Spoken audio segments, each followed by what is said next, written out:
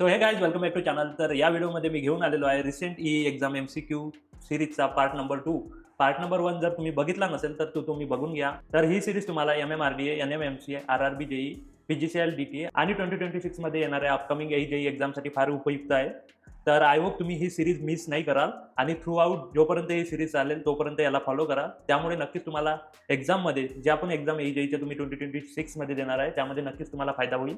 आणि व्हिडिओ सुरू करण्यापूर्वी तुम्ही जर या चॅनलवर नवीन असाल, पहिल्या वेळेस या चॅनलवर आले असाल तर या चॅनलला सबस्क्राईब करायला विसरू नका. चला तर मित्रांनो स्क्रीनवर बघूया. रिसेंट एक्झाम मधले जे MCQ आहे त्याचा पार्ट नंबर 2 आहे तो चालू करूया, सुरू करूया. आणि चला तर मित्रांनो बघूया प्रश्न क्रमांक 1. तर MCQ नंबर 1 आहे, a digital meter has a full scale value of 6.25 volt and a resolution of 0.0002. What is the sensitivity in millivolts. तर सेन्सिटिव्हिटी काढायची आहे मिली व्होल्ट्समध्ये. याच्यातमध्ये आपण सेन्सिटिव्हिटी इक्वल टू काय होते, फुल स्केल व्हॅल्यू जे राहते, फुल स्केल व्हॅल्यू इंटू रिझॉल्युशन. ह्या direct formula आहे. आता सेन्सिटिव्हिटी काय असते की आपण डिजिटल मीटर यूज करत आहे तर अॅनालॉगची काहीतरी व्हॅल्यू देणार, जे सगळ्यात कमी व्हॅल्यू आहे जे डिजिटल मीटर डिटेक्ट करेल त्याला त्याची सेन्सिटिव्हिटी म्हणतात. तर ते आपल्याला काढायचं आहे. हा तर डायरेक्ट फॉर्म्युला बेस्ड MCQ होता. सो फुल स्केल व्हॅल्यू आहे 6.25 इंटू रिझॉल्युशन आहे 0.000002. ठीक आहे. आणि मिली व्होल्टमध्ये काढायचं आहे. हे आता व्होल्टमध्ये राहील. व्होल्ट इंटू रिझॉल्युशनचं काही युनिट नाही आहे, तर हे व्होल्टमध्ये आहे. आपल्याला मिली व्होल्टमध्ये पाहिजे. जसं तुम्ही इथं मिली व्होल्ट कराल तर इथं तुम्हाला 1000 न मल्टिप्लाय करून द्यावं लागेल. सो 1000 न इथं मल्टिप्लाय करून दिलं आणि हे व्हॅल्यू ॲज इट इज खाली येणार. आता तुम्ही जर 1000 ने याला मल्टिप्लाय केलं तर याच्यावर किती होणार, 2 1 2 3 अशी व्हॅल्यू होणार आणि 0.2 असा होणार. 0.2 म्हणजे ह्या दोघांचं मल्टिप्लिकेशन केलं आहे मी इथं आणि इंटू 6.25. आता याला जेव्हा मल्टिप्लाय केला 625 इंटू 2 किती होणार, 1250. आणि पॉईंट किती हे ह्या शून्याचं काही व्हॅल्यू नाही आहे. 1 2 3 1 2 3. सो 1.25 याचा आन्सर राहील. तर असंच तुम्हाला सॉल्व्ह करायचं आहे. सो ऑप्शन 2 जे आहे 1.25 हे करेक्ट आहे. सिंपल फॉर्म्युला बेस होता. सेन्सिटिव्हिटीची डेफिनेशन मी तुम्हाला सांगितली. तुम्ही म्हणजे अॅनालॉग क्वांटिटी देणार. डिजिटल मीटर असलं तरी क्वांटिटी तर तुम्ही अॅनालॉगच मेजर करत आहे. सपोज करंट मेजर करायचा आहे तर जो मिनिमम करंट राहील, सपोज 0.1 एम्पियर, जे सपोज 10 एम्पियरची स्केल आहे आणि त्याच्या जेव्हा 0.001 जेव्हा इंडिकेट्स होणार ना डिजिटमध्ये, तर जे पहिली म्हणजे 0.1 एम्पियर, 0.12 एम्पियर जे राहील ते त्याची सेन्सिटिव्हिटी राहील. जसं डिजिटल मीटरची सेन्सिटिव्हिटी किती आहे मिलीव्होल्टची, 1.25. एवढी जेव्हा व्हॅल्यू जाईल फर्स्ट टाइम तेव्हा त्याचा एक डिजिट इन्क्रीज होणार. त्याला म्हणतात सेन्सिटिव्हिटी. आय होप तुम्हाला समजलं असेल. क्वेश्चन नंबर 2 आणि 3 शफल झाला, तर 3 बघून घेऊ पहिले. 2 याच्या खाली आहे. In a shaded pole induction motor the direction of rotation of the motor is from the. तर याच्यात असं म्हटलं आहे की शेडेड पोल इंडक्शन मोटरमध्ये डायरेक्शन रोटेशनची कशी राहते, क्लॉकवाईज अँटी क्लॉकवाईज. म्हणजे तसं तर आपण म्हणू नाही शकत, पण इथं म्हटलं आहे ऑप्शन आहे, on shaded portion of the pole to shaded portion of the pole, centre of the pole to the periphery, shaded portion to unshaded portion आणि left to right regardless of pole shading. तर याचं answer जे आहे unshaded portion of the pole to shaded portion of the pole. तर तेच आपण काल हा एक MCQ डिस्कस केला तर single phase induction motor self starting नाही आहे. त्याच्यामधला मग सेल्फ स्टार्टिंग बनवासाठी एक मेथड यूज करते, त्याला म्हणतात आपण shaded pole method. So shaded pole मेथडमध्ये काय करत आहे आपण की एक एक्स्ट्रा कॉपर रिंग यूज करतो. ठीक आहे.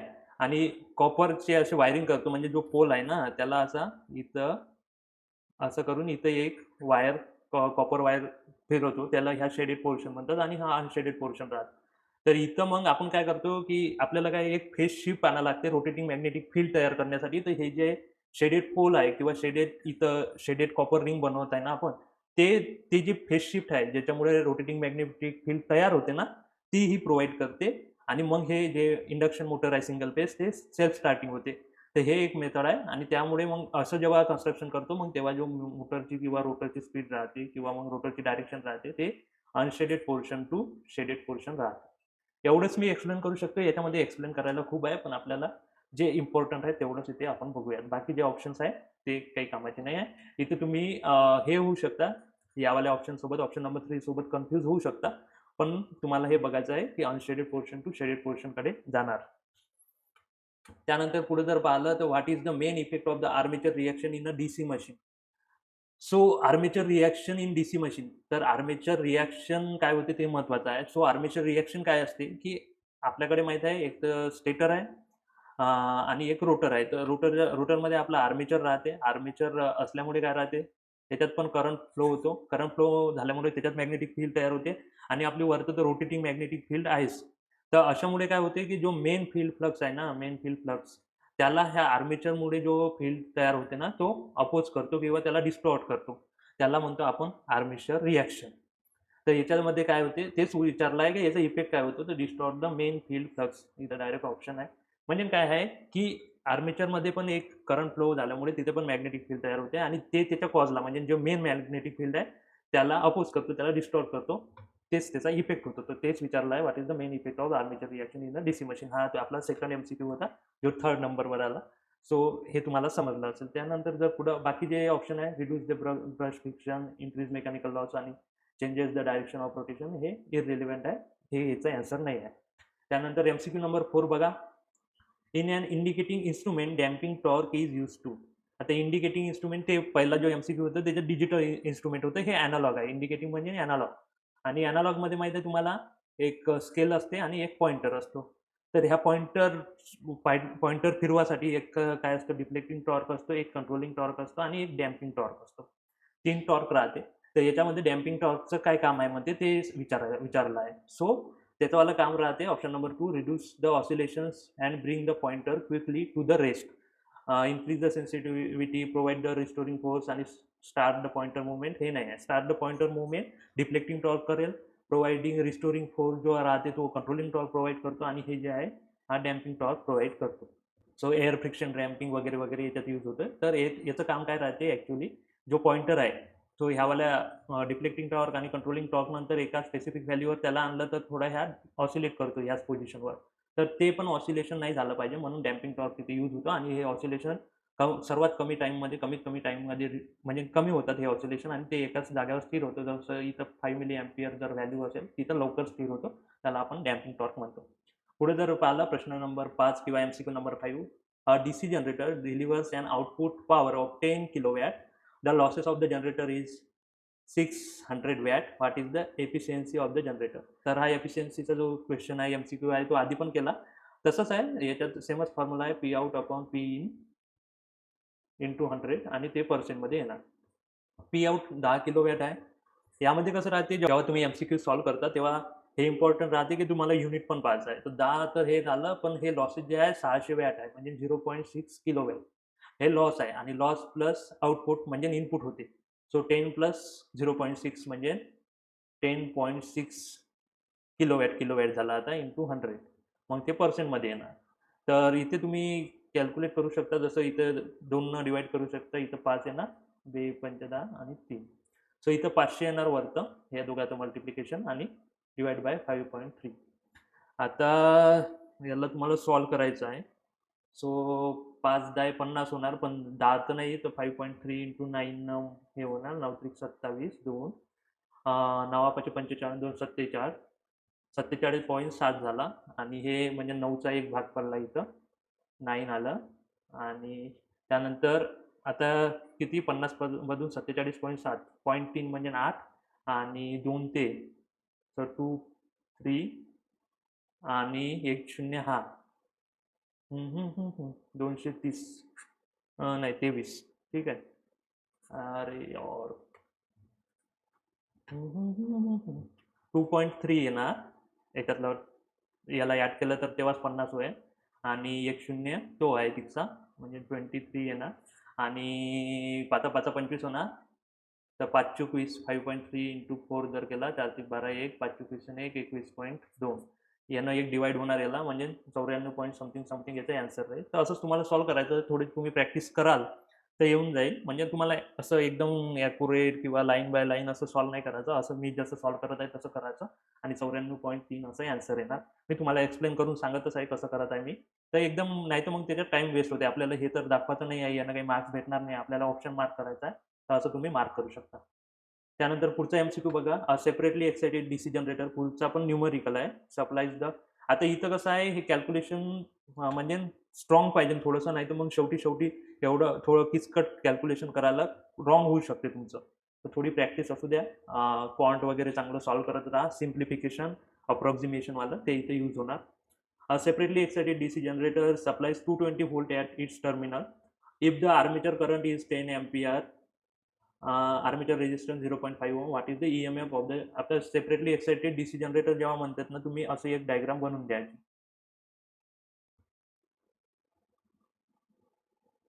ठीक आहे. आणि हे इथं ई राहील आणि जनरेटर आहे म्हणून वरचं ॲरो आय ए, आणि हा आर ए हा जो रेजिस्टन्स आहे हा आर एक्सटर्नल म्हणू शकता, आणि जनरेटर आहे तर असा करंट फ्लो होणार. तर याचा जो सप्लायचा आउटपुट व्होल्टेज आहे plus minus 220 volt, DC generator आहे.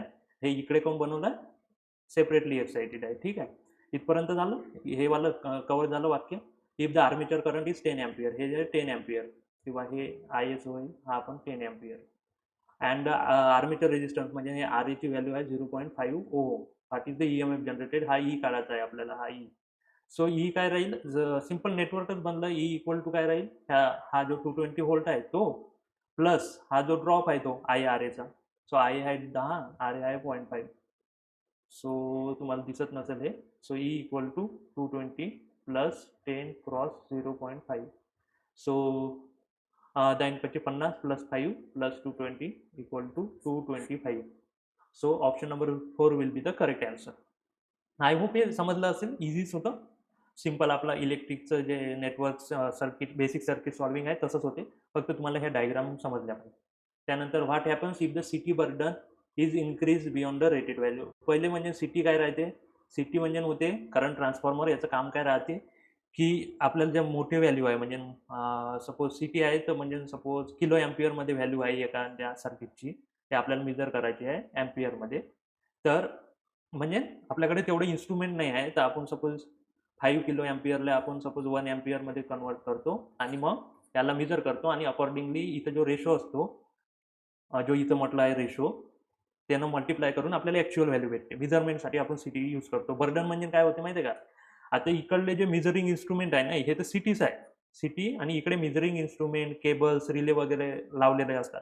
ते पण स्पेसिफाईड असतात की किती लावायचे आहे. त्याची व्होल्ट ॲम्पियरमध्ये त्याची रेटिंग असते की त्याच्या आउटपुटला तुम्ही किती व्होल्ट ॲम्पियरपर्यंत बर्डन किंवा मग लोड लावू शकता. ओममध्ये पण राहते कधी कधी. तर ते जेव्हा लिमिट एक्सीड होते तेव्हा काय होते हेच विचारलेलं आहे. तर ratio error decreases, no impact on CT error, phase angle error become 0, आणि both ratio and phase angle error increases. तर हे चौथं ऑप्शन याचं करेक्ट आहे. रेशो एरर कशामुळे इन्क्रीज होतो हे जर पाहिलं तर इथं जेव्हा बर्डन येणार, ठीक आहे, सेकंडरीवर जेव्हा बर्डन येणार, तर ह्या जो सिटी रेशो मेंटेन करण्यासाठी हा जो म्हणजे इथं सेकंडरीला 1 एम्पियर जर दाखवायचा असेल त्याला, तर इथं आणखी पण आहे, म्हणजे इथं करंटची डिमांड वाढेल. म्हणजे इथं ओम वाढलेला आहे ना, सेकंडरीला आपण मीटर लावले, केबल राहिले, त्याचं रेजिस्टन्स वगैरे वाढलं, मग इथं व्होल्टेज जास्त झालं. व्होल्टेज इकडे इन्क्रीमेंट करण्यासाठी इकडे पण त्यांना मॅग्नेटिक फ्लक्स जास्त तयार करावा लागेल, आणि इकडे जेव्हा मॅग्नेटिक फ्लक्स जेव्हा जास्त करेल म्हणजे मॅग्नेटायझिंग करंट वाढेल, आणि तो एक्स्ट्रा जो आहे हा रेशो, जो डेडिकेटेड रेशो आहे तो मीट नाही करेल. म्हणजे पहिले सपोज 5/1 होता रेशो, आता मॅग्नेटायझिंग करंट वाढला तर ह्या 5.1 झाला आणि 1 झाला, तर हे रेशोमध्ये एरर आली. तर तेच विचारलं आहे, बोथ रेशो एरर इन्क्रीजेस, म्हणजे रेशोमध्ये जे एरर आहे ते वाढेल. आणि फेज अँगलमध्ये कसं काय वाढेल, कारण की आता जेव्हा मॅग्नेटायझिंग करंट राहतो, तुम्हाला माहिती आहे एक मॅग्नेटायझिंग ब्रांच राहते इथं, आणि इकडे प्रायमरी राहते, इकडे सेकंडरी राहते. इव्हन दो हे सिटी असला, शेवटी आहे तर ट्रान्सफॉर्मर. मग यामध्ये जर करंट वाढेल तर इथे जो प्रायमरी आणि सेकंडरीमध्ये जे डेडिकेटेड जे म्हणजे फेज शिफ्ट राहील, जे पण राहील ते वाढणार नाही, कारण की हा मॅग्नेटायझिंग करंट आहे, इंडक्टिव्ह करंट आहे, तर फेज अँगल एरर पण याच्यात वाढेल. तर हे त्याचं करेक्ट आन्सर आहे. आय होप सिम्पलमध्ये जे समजावायचं होतं ते समजलं असेल. पुढे चला. In an indicating instrument, the main role of the controlling system at the final steady state is to. पुन्हा इंडिकेटिंग इन्स्ट्रुमेंट आहे आणि कंट्रोलिंग सिस्टीम किंवा कंट्रोलिंग टॉर्क विषयी विचारलेलं आहे, जे आपण पहिले डिस्कस केलं.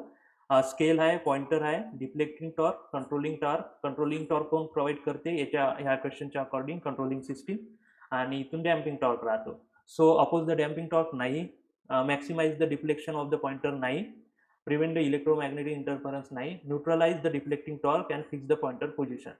तर हा जो आहे, सपोज इथं 5 एम्पियर करंट म्हणजे ॲक्च्युअलमध्ये आहे आणि 5 एम्पियर याला इंडिकेट करायचं आहे, तर या डिफ्लेक्टिंगवाल्यानं असं इकडे डिफ्लेक्ट करून टाकला अकॉर्डिंग टू जे पण त्याच्यात इंडक्शन झालं त्याच्या अकॉर्डिंग. आणि इथून तो कंट्रोलिंग टॉर्क प्रोव्हाइड करेन, तेव्हाच हा 5 एम्पियरवर न्यूट्रलाइज होईल म्हणजे ह्या डिफ्लेक्टिंग टॉर्कला न्यूट्रलाइज करण्याचं काम ह्या कंट्रोलिंग सिस्टीमचं राहते, हे इथे म्हणायचं आहे. त्यानंतर MCQ नंबर 9 बघा. आय होप तो MCQ नंबर 8 तुम्हाला समजलेला असेल. MCQ नंबर 9 बघा. In a 3 point starter use in DC shunt motor, what is the function of the overcurrent release electromagnet connected in the supply line. तर एक तर एवढं म्हणलं आहे त्या 3 पॉईंट स्टार्टमध्ये ओव्हर करंट रिलीज इलेक्ट्रोमॅग्नेट जो राहते त्याचं काम काय राहते. So to protect the starter handle from spring tension नाही, to maintain the field current at a constant value नाही, to adjust the armature current during normal operation नाही, टू डिस्कनेक्ट द 3 नसल्यावर तर 4थं राहिलं, to disconnect the motor during overload condition. इथं पण तुम्ही हे समजू शकता की इथं ओव्हर करंट म्हटलं आहे. ओव्हर करंट कधी होतं, जेव्हा ओव्हरलोड होते. तर तुम्हाला जर फेनॉमेना माहिती नसेल आणि 3 पॉईंट स्टार्टर माहिती नसेल तरी तुम्ही हे वाला जे ऑप्शन आहे ते मार्क करू शकता, कारण की वरतं कुठंच ओव्हरलोड मेन्शन नाही केलं आहे. तर असं तुम्ही म्हणजे कॉमन सेन्सनं पण हे आन्सर देऊ शकता. पण बघायचं झालं तर सपोज हे एक स्टार्टरचा एक पॉईंट आहे, ठीक आहे. स्टार्टर आहे आणि इथे ऑफ पोझिशन आहे आणि इथं ऑन पोझिशन आहे. हे त्याचं हँडल आहे, ठीक आहे. ऑन ऑफचं एक पोझिशन आहे आणि इथं काय राहतो की हा ओव्हर करंट रिलीज इलेक्ट्रोमॅग्नेट राहतो, ठीक आहे. आणि इथे एक नो व्होल्ट रिलीज कॉईल राहते आणि हा जो ओव्हर करंट राहतो ना, तो ह्या जो सप्लाय राहतो ना DC शंट मोटरला, लाईन म्हणजे एक जो मेन पॉझिटिव्ह राहील, एक निगेटिव्ह राहील, तर इथून जेव्हा जाईल तर हा जर ओव्हर करंट म्हणजे जास्त करंट जर मोटर घेणार तर हा एक्साइट होईल. हा एक्साइट झाला, नो व्होल्ट रिलीज कॉईलचा एक पॉईंट राहते असे 2. तर हे इथं जर आलं आणि हा एक इथं कनेक्शन राहते, तर ह्या जर एक्साइट झाला तर हे कनेक्शन असे चिपकून जाते. म्हणजे हा नो व्होल्ट रिलीज कॉईल काय होऊन जाते, शॉर्ट होऊन जाते. आता नो व्होल्ट जर रिलीज कॉईल शॉर्ट झाला आणि नो व्होल्ट रिलीज कॉईलचं इथं जर ह्या शॉर्ट नसताना याचं काय काम राहते की ह्यावाला जो हँडल आहे याला ऑन पोझिशनमध्ये बांधून आहे. सध्या मोटर चालू आहे, ओव्हर करंट झाला, हे एक्साइट झालं, याच्यामुळे हे अट्रॅक्ट झालं इकडे. हे झाल्यामुळे no volt release coil short झाला. शॉर्ट झाल्याबरोबर हे जो अट्रॅक्टेड होता इथं ऑन पोझिशनवर थांबला होता हँडल, तो सुटून जाईल, कारण की इथं इलेक्ट्रोमॅग्नेटच नाही याला पकडायला. जसं हे सुटलं, शॉर्ट झाला, बरोबर हा ऑफ पोझिशनला येऊन जाईल. तर हेच त्याचं काम राहते, to disconnect motor during overload condition. अशामुळे हे जो ऑन पोझिशनमध्ये होता हँडल तो ऑफ पोझिशनमध्ये येऊन जाते. हेच ते ओव्हर करंट रिलीज इलेक्ट्रोमॅग्नेटचं काम आहे. सो हे तुम्हाला समजलेलं असेल. तुम्ही जेव्हा ॲक्च्युअल डायग्राम बघणार तेव्हा तुम्हाला समजून जाईल मी काय म्हणायचा प्रयत्न करत होतो. आणि प्रश्न नंबर 10 जो आहे आणि शेवटचा MCQ आहे आपला, तो बघून घेऊया. In a series RC circuit supplied with an AC voltage, the phase relationship between the current and the applied voltage most precisely describe as the current leads the voltage by 90 degree. नाही, हा फक्त C जेव्हा load राहील तेव्हाच होते, म्हणजे C circuit असेल तेव्हा. The current leads the voltage by an angle less than 90 degree, हे ऑप्शन असू शकते correct. The current is in phase नाही, हे आर लोडसाठी असते. आणि the current lags the voltage by, हे एल सर्किटसाठी आहे. एक्झॅक्ट 90 डिग्री म्हटलं आहे, तर हे याचं आन्सर राहील. जेव्हा सिरीज RC म्हटलं आहे, सिरीज RC सर्किट म्हटलं आहे, RC, आणि सपोज AC सप्लाय आहे म्हणते इथं, AC सप्लाय, आणि इथून करंट चालला, करंट सेम आहे. तर मग जर आपण आपलं याला फेजर काढायचा असला तर असा आय म्हणू शकतो. दोघं याच्यात I equal to IC equal to IR, ठीक आहे. IR equal to IC equal to I, आणि इथं plus minus VR plus minus VC, ठीक आहे. सो आय तर सेमच राहील आणि VR पण इथंच राहील, असा VR सेमच फेजमध्ये राहील. आणि त्याच्यानंतर हे VC राहील इकडे, कारण की व्होल्टेज लीड करते अँटी क्लॉकवाईज. ह्याचा क्लॉकवाईज झाला. सो हा करंट राहील, मग याला आपण व्होल्टेज काढू असा. सो हा VC होणार. सो करंटला अँटी क्लॉकवाईज 90 डिग्री झाला आणि हा सपोज VR झाला. आणि मग जेव्हा ह्या दोघांचं VC आणि VRचा याचा रिझल्टंट आपण असा काढू असा, तर हा झाला VRC ह्या दोघांचा. आणि जेव्हा इकडे बघू तर हा लेस दॅन 90 डिग्री येणार. म्हणजे किती पण येऊ शकते depending upon the value of R and C. So current leads the voltage by an angle less than 90 degree, 0 to 90 डिग्रीच्या मधात राहील. सपोज आरची व्हॅल्यू मॅक्झिमम राहील तर 0च्या तिकडे जास्त राहील, सीची व्हॅल्यू जास्त राहील तर 90 डिग्रीच्या तिकडे जास्त राहील. तर असं याचं आन्सर आहे. आय होप हे पण तुम्हाला समजलेलं असेल. सो गाईज, रिसेंट ही एक्झाम MCQ सिरीजचा आपण पार्ट 2 अशा प्रकारे कंप्लीट केलेला आहे. आय होप तुम्हाला हा व्हिडिओ आणि हे MCQ आवडलेले असेल. हे लेटेस्ट एक्झामचेच MCQ आहे आणि याच लेवलचे MCQ तुम्हाला तुमच्या अपकमिंग AJE इलेक्ट्रिकल एक्झाममध्ये बघायला मिळणार. आणि आय होप तुम्हाला हा व्हिडिओ आवडला असल्यास लाईक करा आणि तुमच्या मित्रासोबत शेअर करायला विसरू नका. पुन्हा या चॅनलवर जर तुम्ही नवीन असाल तर चॅनलला सबस्क्राईब करून घ्या. आपलं टेलिग्राम चॅनल आहे, तिथं विविध नोटिफिकेशन, अपडेट्स, MCQ, नोट्स वगैरे मी शेअर करत असतो, तिथे पण तुम्ही जॉईन करून घ्या. तर चला तर मित्रांनो, भेटूया नेक्स्ट व्हिडिओमध्ये. तेव्हापर्यंत जय हिंद, जय महाराष्ट्र.